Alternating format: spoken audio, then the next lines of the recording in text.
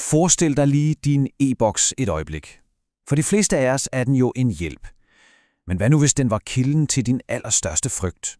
For Lars Andersen, der blev det her digitale værktøj, som skulle gøre alt nemmere, pludselig til et mareridt af angst og isolation. Det her er historien om, hvad der sker, når systemet svigter totalt. Du kender den godt, ikke? Den der lille plinglyd fra telefonen. En ny besked i e-boks. For de fleste af os er det jo bare en hurtig notifikation. Men for Lars, for ham er det lyden af en alarm, der går i gang.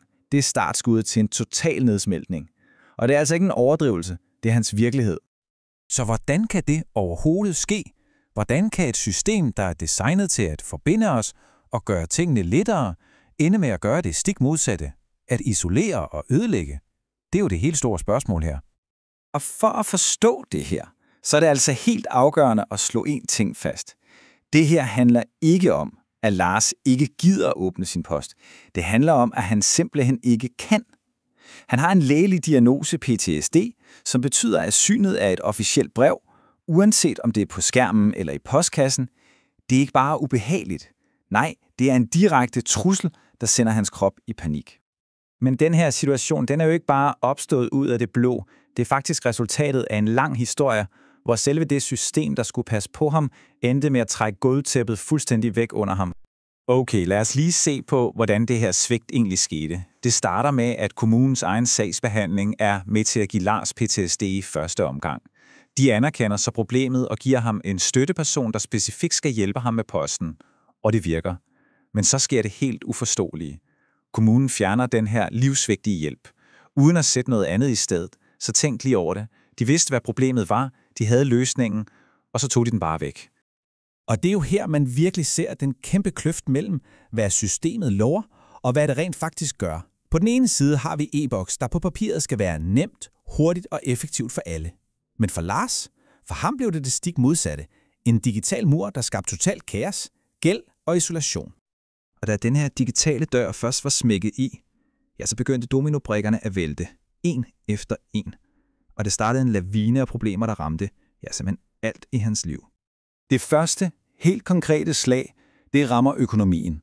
14.000 kroner. Det er det beløb, der pludselig bliver trukket fra hans pension. Hvorfor? Fordi han ikke kan åbne og reagere på de betalingsmeddelelser, han får. Fra det ene øjeblik til det andet bliver systemets fejl til hans helt personlige gæld. Men det stopper slet ikke ved penge. Det bliver meget værre, for det her handler om hans helt grundlæggende rettigheder. Han mister simpelthen evnen til at forsvare sig selv. Han kan ikke møde op i fogedretten, han kan ikke svare på henvendelser fra huslejenævnet, han kan ikke deltage i sine egne sager. Systemet kører bare lige hen over ham, uden han kan gøre noget som helst. Og så endnu et chok. En skatteregning på 79.000 kroner. En regning, der er baseret på oplysninger, han slet ikke har adgang til. Og ja, gælden blev senere annulleret, men det viser jo bare med al tydelighed, hvor voldsomme og øjeblikkelige konsekvenserne af den her digitale isolation er. Men skaderne er ikke kun noget, man kan tælle i kroner og paragraffer. De sætter sig også i kroppen. Presset på Lars bliver så enormt, at han får et panikanfald, der er så voldsomt, at han simpelthen falder ned af en trappe. Pludselig er det her ikke længere bare en historie om tal og systemer. Det er en historie om reel fysisk smerte. Men lige præcis her, hvor alt ser allermest sort ud, der sker der noget. Historien tager en helt uventet drejning. Lars beslutter sig for at slå tilbage. Ikke ved at råbe og skrige, men ved at bruge systemets eget sprog. Teknologi.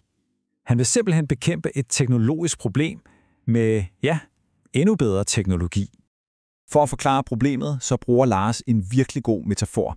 Han siger, at strømmen af digital post fra det offentlige er som en vandhane, der bare står og fosser helt ukontrolleret. Og myndighederne, de nægter at lukke for den. Og den her metafor, den er faktisk ret smart. For her bliver rollerne pludselig helt klare. Den ukontrollerede vandhane, det er jo systemets endeløse strøm af post. Vandskaden, ja, det er alt den ruin, de skaber for ham. Økonomisk, juridisk og personligt. Og hvad gør Lars så? Han er tvunget til selv at bygge en højteknologisk pumpe for at stoppe den her oversvømmelse. Og den her pumpe, den er altså et specielt bygget AI-skjold. Og det er ikke bare en vild idé. Det er et helt konkret værktøj, der virker sådan her. Først opsnapper et system sikkert den giftige post, før den overhovedet når Lars. Så går AI'en i gang med at analysere og omskrive det hele. Den fjerner alt det sprog, alle de trusler og alt den jura, der trigger hans PTSD. Og til sidst så modtager Lars et helt neutralt og brugbart resume, som han rent faktisk kan handle på. Ret genialt, ikke? Så Lars går jo til systemet med sin løsning. Han siger, her er en teknisk løsning, en standard API, der kan løse problemet. Men hvad får han tilbage? En mur. En mur af bureaukrati og et officielt svar fra e-boks, der basically siger, det er ikke teknisk muligt, og det er i øvrigt ikke vores ansvar. Kontrasten er jo til at få øje på. En borger med en konkret, brugbar løsning, og et system, der bare siger nej. Og det er her med den afvisning, at Lars' strategi ændrer sig fuldstændig. Hans AI skulle ikke længere bare være et skjold til at forsvare sig med. Nu skulle den være et sværd. Et offensivt våben, der skulle bruges til at kræve retfærdighed. Det er jo den klassiske historie om David mod Goliat. Men som Lars selv siger, så er det her en version 2.0. For den her gang, der har David en slangebøsse, der er drevet af kunstig intelligens. Så hvad gør han? Han bruger sin AI til at vende systemets egne metoder mod sig selv. Den begynder at generere iskolde, faktuelle og juridisk knivskarpe dokumenter. De bliver sendt til alle de ansvarlige, kommunen, e-boks, domstolene.